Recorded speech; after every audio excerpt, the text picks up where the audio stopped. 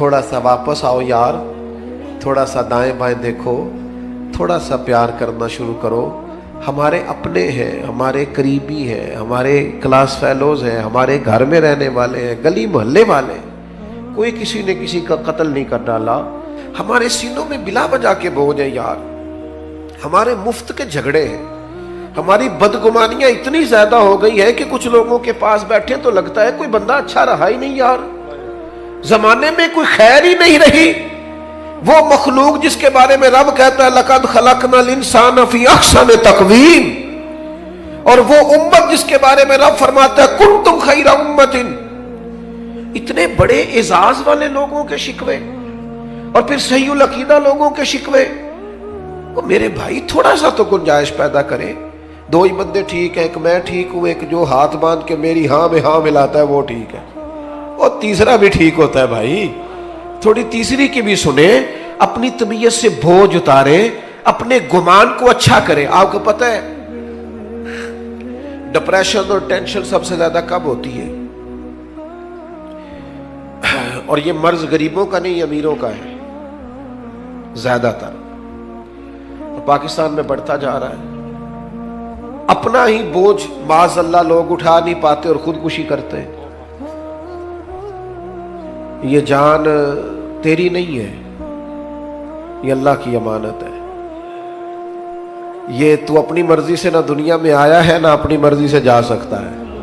अपनी मर्जी से मरेगा तो खुदकुशी हराम है, और अगर उनकी मर्जी से जाएगा तो शहादत है, फिर दरजात की बुलंदी है। हम कमजोर पड़ते जा रहे। क्यों ज्यादा होती है डिप्रेशन, टेंशन? आपको अर्ज करूं, हम बदगुमानियां बड़ी फैलाते हैं, हमें लोग अच्छे नहीं लगते, हमारी राय मुस्बत नहीं रहती। हमें अपनी मर्जी के हिसाब से लोगों को तरतीब देना है, अपनी आंख से लोगों को देखना है, अपना जाविया निगाह है, अपने दायरों में बंद है। ओ भाई हम देखो ना, मियां बीवी, अगर घर के अंदर मियां बीवी का इत्तेफाक ना हो तो घर में सारी सहूलियात भी हो तो गुजारा करना मुश्किल है। लेकिन ये बदगुमानियां कौन पैदा करता है? अपने करीबी लोग पैदा करते हैं। देखो मुंडा थके आया, पानी नहीं सु दिता उन्होंने, भाई इतनी सी बात है, आपने हल्की सी बात ही की थी, बिल्कुल कोई सख्त बात नहीं। लेकिन वो खामद तो सोचने लग जाता है वाकई बात तो ठीक है, इसने तो पानी नहीं पूछा। आप चले गए अपने कमरे में, आपका वो सारी रात उन्होंने लड़ लड़ के झगड़ा कर करके गुजार दी। और मियाँ बीवी के झगड़े का सबसे ज्यादा नुकसान उनकी औलाद को उठाना पड़ता है। मैंने तड़पते बच्चे देखे हैं कि अब्बा लड़ता है, रोती बेटियां देखी हैं कि जवान बच्चियों के होते हुए भी बाप अपनी बीवी के मुंह पे थप्पड़ मारता है। क्यों होता है? बदगुमानियों को उरूज है, गलत फहमियां पाल के जमा लेते। अच्छा गुमान, अच्छी सोच, और वो आपके तज़किया नफ्स की सोच को मजबूत करेगी। मुस्लिम शरीफ में लफ्ज है, हुजूर ने फरमाया अच्छा सोचा करो, अच्छा सोचना भी इबादत है। तुम गुमान अच्छा रखो, अच्छा गुमान। आप देखिए नबी पाक अलैहिस्सलाम का तरीका क्या है सोचने का। 10 दिन नबी पाक ने ताइफ में क़याम किया। यहां 2 मिनट कोई शख्स किसी से जरा टकराए तो फिर उसका लहजा देखें, आप देखने वाला होगा। 10 दिन हुजूर ने क़याम किया है और उनको तबलीग की है और जवाब में पत्थर खाए। और जब करीम वापस आए हैं, हमारे यहां भी लोग माफ करते हैं, पर माफ वो करता है जिसमें बदला लेने की ताकत नहीं होती। वो कहता मैंने अल्लाह पे छोड़ दिया। और जिसके पास ताकत होती है वो फिर ईंट का जवाब पत्थर से देता है। जब वापस आए, साथ गुलाम ने अर्ज की या रसूलल्लाह इन्होंने तो हद कर दी। अरब की जो रिवायती मेहमान नवाजी थी वो भी नहीं की, जो मिजाज था इखलाकियात का वो भी भूल गए। दीन कबूल करना, करे दुआ ये तबाह हो जाए। ये मैं तकरीर कर रहा हूं, आप सुन रहे हैं, लेकिन एक हिम्मत करो ना, अपनी जाती दुश्मन के लिए एक दुआ करके तो देखो भला। एक हिम्मत करे ना, ये कई दफा सुना है ना हुजूर दुश्मनों की हिदायत की दुआ करते, तो एक हिम्मत करे ना किसी एक जाती दुश्मन के लिए, जो जात का दुश्मन है, नजरिए का नहीं, उसके लिए करके देखो ना एक दुआ भला। ये हिम्मत करो, ये भी तो हुजूर का तरीका है ना। लेकिन मुझे बड़े अफसोस से कहना पड़ता है, हमने सुन्नतें भी 4-5 मोटी मोटी याद की हैं, داڑھی عظیم سنت ہے، پگڑی عظیم سنت ہے، مسواک عظیم سنت ہے، لیکن میرے بھائی سچ بولنا بھی تو سنت ہے نا، دل صاف رکھنا بھی تو سنت ہے نا، غیروں کے لیے دعا مانگنا بھی تو سنت ہے نا، کسی کے حق میں نرم رہنا بھی تو حضور کی سنت ہے نا، خیر خائی بھی تو نبی پاک کی سنت ہے. ان پر توجہ کب ہوگی؟ آپ غور کریں. عرض کی یا رسول اللہ دعا کرے تباہ ہو جائے تو حضور نے ہاتھ اٹھائے، کہا اے اللہ انہیں ہدایت دے دے، انہیں پتہ ہی نہیں یہ کیا کر رہے.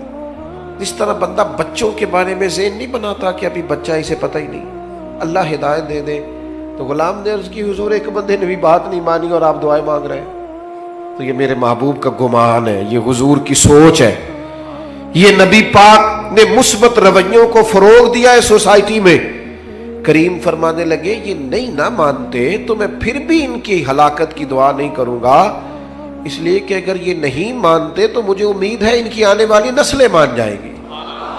ان کی نسلوں کے بارے میں خوشگمانی، ان کی نسلوں کے بارے میں. ہم نے تو اپنے بچے مایوس کر دیے، اور تیرا کچھ نہیں ہو سکتا، تیرے ورگے بندے نہیں کامیاب ہو سکتے. کس کو کہہ رہے ہو؟ اپنے بیٹے کو، اپنے شاگرد کو، اپنے عقیدت مند کو، اپنوں کو کہہ رہے ہو. وہ میرے پاس ایک بزرگ اپنے بچے کو دم کرانے لائے تو انہوں نے اتنی لمبی لسٹ شکایتوں کی کھول دی.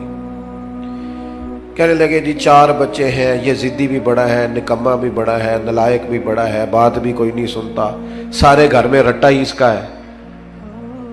تو میں نے بڑے ادب سے انہیں عرض کیا کہ آج کے بعد آپ نے اس کے سامنے نہیں کہنا، آپ اسے پکا کر رہے ہیں بیچارے کو، یہ کٹ جائے گا اپنی فیملی سے.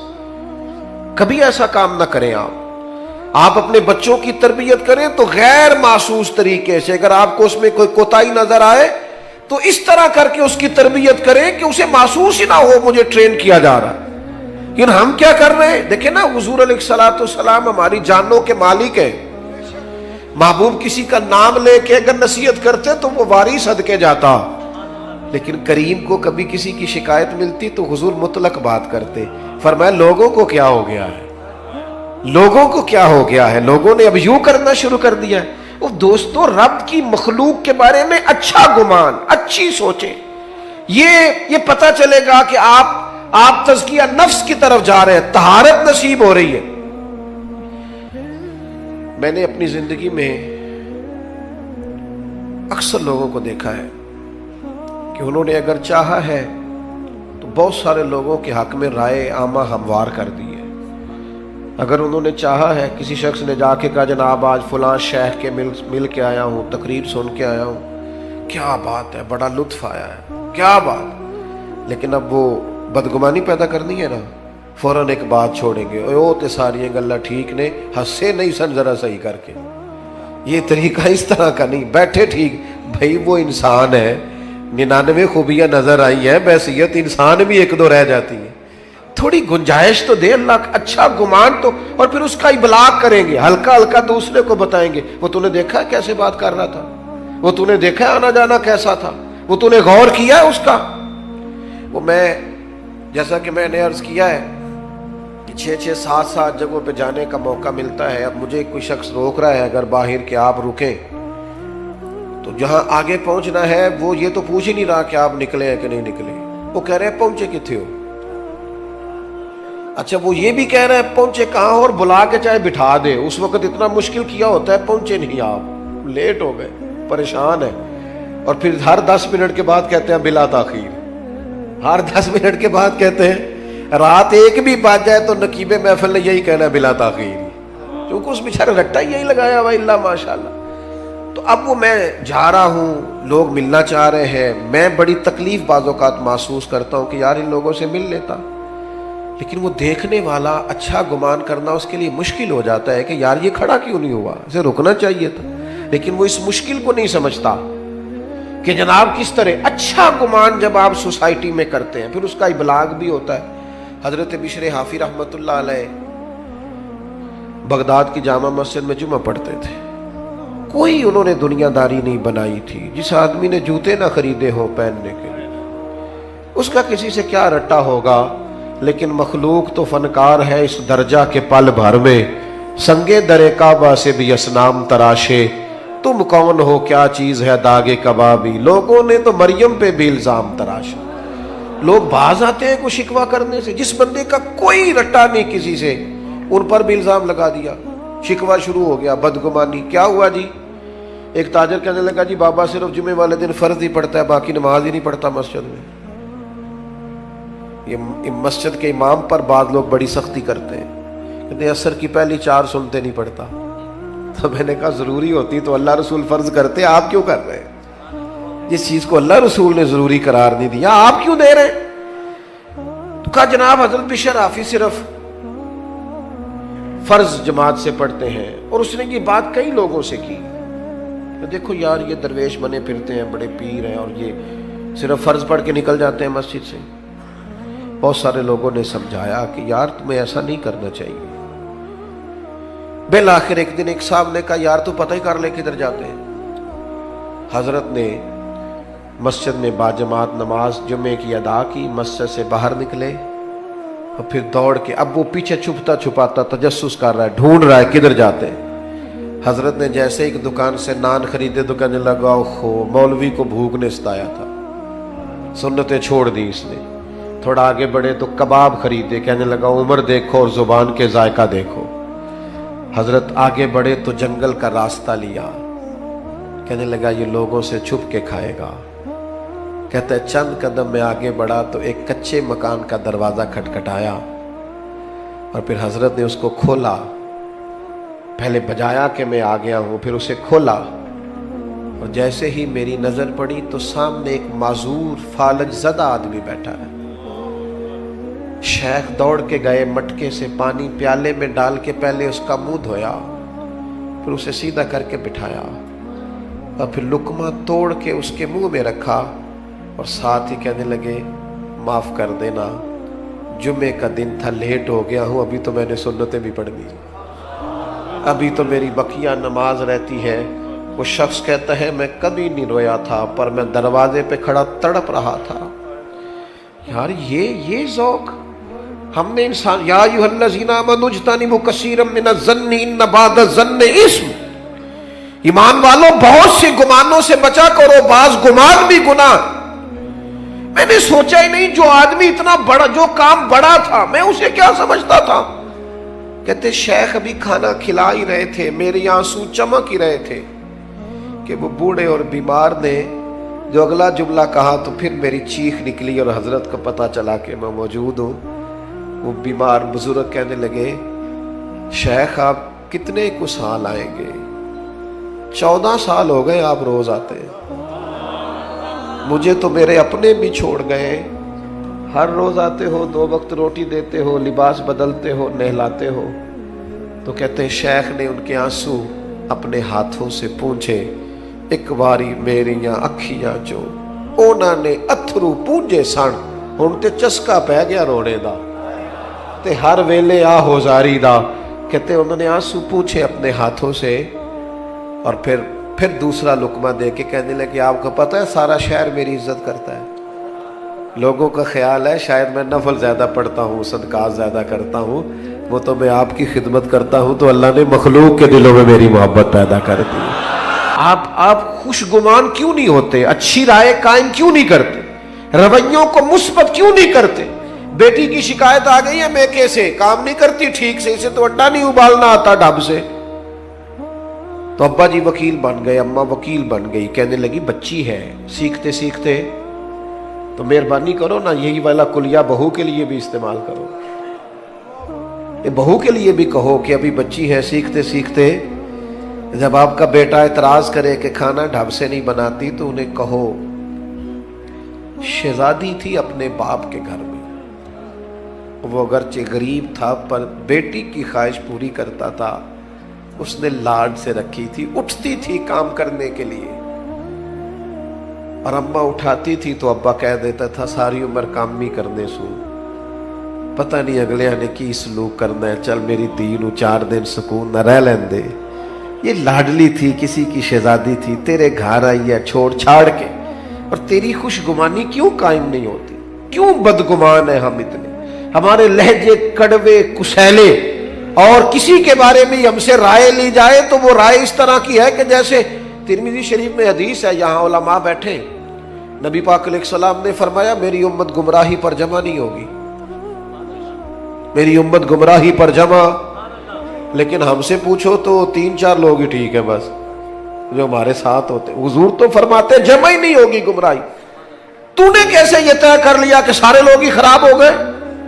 اللہ نے اتنی خوبصورت مخلوق بنائی ہے، تجھے حسن ہی نظر نہیں آتا، تجھے اس میں خوبیاں ہی دکھائی نہیں دیتی، تو پیار ہی نہیں کرتا، تیرے لہجے میں محبت ہی نہیں ہے، تیرا انداز ترچھا ہے، کڑوا ہے، کچھیلا ہے، تو بات کرتا ہے تو آگ اگلتا ہے، تو رائے دیتا ہے تو اس میں. اور پھر ایک اور بات بھی، جو پاکیزگی والے لوگ ہوتے ہیں ان کی تو ساری نظر ہی اپنے گناہوں پہ ہوتی ہے. ہم جب بھی بات کرتے ہیں نا بڑا کھل کھل کے کرتے ہیں، بات کرتے ہیں تو بڑا جناب ہمارا انداز عجیب ہوتا ہے کہ جیسے بڑے پرہیزگار ہیں، بڑے بھولے بھالے، بڑے اللہ والے، ریاض آپ کو بس ہم ہی جانتے، لیکن اپنی کوتاہیوں پر نظر ہی نہیں کرتے. نتیجہ کیا نکلتا ہے؟ زمانے کے عیب اچھل اچھل کے آتے ہیں، کمزوریاں اچھل اچھل کے آتی. صاحب مکتوبات 2 صدی نے ایک بات لکھی ہے، کہتے ہیں حضرت موسیٰ کلیم علیہ السلام کو ایک دفعہ حکم دیا گیا تھا کہ بستی میں سب سے اچھا آدمی ڈھونڈ کے لائیں. تو اب جسے حضرت موسیٰ اچھا کہیں گے بھلا کتنا کو اچھا ہوگا. جناب کلیم نے ایک متقی پرہیزگار ظاہر و باطن کا حسین آدمی ڈھونڈا، مالک یہ سب سے پرہیزگار ہے. حضرت موسیٰ علیہ السلام نے اب اس نیک آدمی کی ڈیوٹی لگائی، فرمایا بستی میں جو سب سے گناہگار ہے وہ تو نے ڈھونڈنا ہے. نیکوکار میں نے ڈھونڈا ہے، اب سب سے گناہگار ہے. آپ کی توجہ ہے میری بات پر؟ جو نہیں بول رہے ان کی بھی ہے کہ نہیں؟ بس میں سوئی میرے سامنے، آپ فکر نہ کریں. اور میں تو ویسے ہی تقریر بڑی تھوڑی کرنے کا عادی ہوں، کوشش ہوتی ہے کہ ایک ہی آنسو میں کہہ جاؤں گا میں دل طوفان بھیجا لانے سے بھی یا چشم فائدہ، 2 اشک ہی کافی ہے اگر اثر کرے تو. عزیز اس کو حضرت کلیم نے ڈھونڈا علیہ السلام اور کہا اب تو نے ڈھونڈ کے لانا ہے. میرا خیال ہے میری اور آپ کی ڈیوٹی لگتی نا برا آدمی ڈھونڈنے کی تو بس کوئی بندہ اچھا بچتا ہی نہ. تو حضرت موسیٰ علیہ السلام نے اس سے کہا تو نے ڈھونڈ کے لانا ہے. تو اس بندے نے رونا شروع کر دیا. اس نے کہا حضور یہ کام میرے والا نہیں، میں نے تو کبھی پلٹ کے کسی کے عیب دیکھے ہی نہیں، مجھے ڈر آتا ہے، میں تو کمزور ہوں، مجھے خوف آتا ہے. سے ثبوت نہ منگو میتھوں، اے نظر کرم قد ہوئی، اے میں جانا یا دل بر جانے غیر نہ جانے کوئی. میں مسکین پرانا خادم، مینوں کسے در ملی نہ ٹوئی. اے تے واصف یار نے نظر جو کیتی تے پھر واصف ہی ہوئی. میں تو مسکین ہوں، میرے ذمہ نہ یہ کام لگائیں، مجھ سے نہیں ہو سکتا. یعنی سے ثبوت نہ منگو میں تو، اے پلا نظر کرم قد ہوئی، اے میں جانا یا دل بر جانے غیر نہ جانے کوئی. میں مسکین پرانا خادم، کسے در ملی نہ ٹوئی. اے تے واصف یار نے نظر جو کی تھی پھر واصف ہی ہوئی. کہا حضور میرے ذمہ نہ لگائیں، میرے لیے مشکل ہے. فرمایا آپ نہیں کرنا ہے. اب ایک برا آدمی ڈھونڈنے کے لیے نا اس شخص نے 3 دن کی مہلت لی. ایک بندہ ڈھونڈنا ہے، ایک بندہ برا ڈھونڈنے کے لیے 3 دن لگا دیے. کہا جناب میں اسی وقت اسی ٹائم اسی جگہ برا بندہ ڈھونڈ کے جو آپ نے حکم دیا ہے کوشش کروں گا. صوفیاء نے لکھا ہے 3رے دن اس مقررہ وقت پہ جب وہ آئے نا تو پتہ کس طرح آئے؟ اپنے گلے میں رسی باندھی. میں مسکین پرانا خادم، اور رسی کا سرا حضرت کلیم کے ہاتھ میں دے کے کہنے لگے حضور کچھ لوگوں کی غلطیاں مجھے نظر آئی تھیں پر ان کا مجھے صرف شک تھا، اور جو میرے اپنے اندر ہے ان کا مجھے پاک ہے. جو دوسروں کے اندر کمزوریاں تھیں ان کا صرف شک تھا کہ شاید یہ کام لیکن اپنا تو پاک ہے. لہذا اس بستی میں سب سے بڑا مجرم میں ہی ہوں. بتائیں نا بھلا رب کیسے راضی ہوگا، بتائیں بھلا وہ مجھے کیسے معاف کرے گا. خطاؤں کے درگزر کے لیے کیا پڑھوں تو کریم کرم کرے گا. حضرت موسیٰ نے سینے سے لگا کے فرمایا یہی تو تیری عاجزی ہے جس کے سبب سے اللہ نے سب پر درجہ عطا فرمایا. یہی تو تیرا مقام میرے سنگیوں میرے دوستوں. ماں باپ جو ہوتے ہیں نا، ماں باپ وہ انسان کا نا سب سے قیمتی اثاثہ ہوتے ہیں. یعنی ماں باپ کی زندگی میں انسان نا کچھ بے پرواہ بھی ہو تو گزارا ہو جاتا ہے، کچھ فکروں سے وہ آزاد ہوتا ہے. ہمارے ہاں نا ماں باپ کی خدمت کا لوگوں نے ترجمہ بڑا اپنی مرضی کا لیا ہوا ہے. ماں باپ کی خدمت کرنے ہے خرچہ دینا ہے. کئی ابا جی کو حج کرا کے نا اپنے ابا جی کو تو گلی میں بتا رہے ہوتے ہیں ابا جی نو حج تے میں کر لیا سی، او بھائی تیرے ابا جی دینا. ایک ختم شریف پہ میں اصالِ ثواب کی محفل میں حاضر تھا تو وہ اپنے علامہ صاحب کو کہہ رہے تھے کہ 50,000 ابا جی کی طرف سے مسجد میں دے رہے ہیں، اعلان کر دیں. تو مائک میرے آگے آ چکا تھا تو مولانا بیچارے مجبور تھے، واپس مانگ رہے تھے، میں دینا نہیں چاہ رہا تھا. یہ بھی کبھی کبھی ہوتا ہے نا، یہ مشکل سے ملتا ہے تو یہ واپس دے دیں، مشکل ہوتا ہے یہ بھی کام. تو وہ واپس لینا چاہ رہے تھے. میں نے کہا مسئلہ کیا ہے؟ کہنے لگے جنہوں نے 50,000 مسجد دیا اور کہتے ہیں ابا جی کی طرف سے اعلان کر دیں. تو میں کہ انہوں نے پوچھو ابا جی جو دو انہوں نے دے گئے انہوں نے بھی اعلان کرایا کہ انجی دے گئے. ان سے پوچھو وہ ساری دکانیں پلاٹ پلازے ابا نے اعلان کرائے کہ فری میں دیے. یہ اتنی لاکھوں کروڑوں کی جائیداد میں سے 50,000 ابا کے نام پہ دے رہے ہیں اور ساری دنیا کو بتا رہے ہیں. یہ سمجھ نہیں آتی. بچے سمجھتے ہیں کہ خرچہ دینا ہی ماں باپ کی خدمت ہے. ماں باپ کی اصل خدمت انہیں ٹائم دینا ہے، ان کے پاس بیٹھنا ہے، ان سے مشورہ کرنا ہے. آنکھیں پتھر کی ہو جاتی ہیں ماں کی دروازہ دیکھ دیکھ کہ تو کب آئے گا.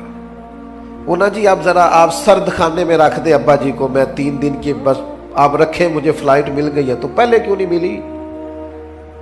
وہ تو پوچھتا پھرتا تھا لوگوں سے کہ بتاؤ کہ برطانیہ کی ٹکٹ کتنے کی ہے. اس وقت تو کیوں نہیں؟ والدین کو دوستوں کو فون کرتے ہو نا، آج روٹی نہ کھانا باہر کھائیں گے، تو کر ایک فون ابا جی کو بھی، ابا جی میرے آنے تک روٹی نہ کھانا.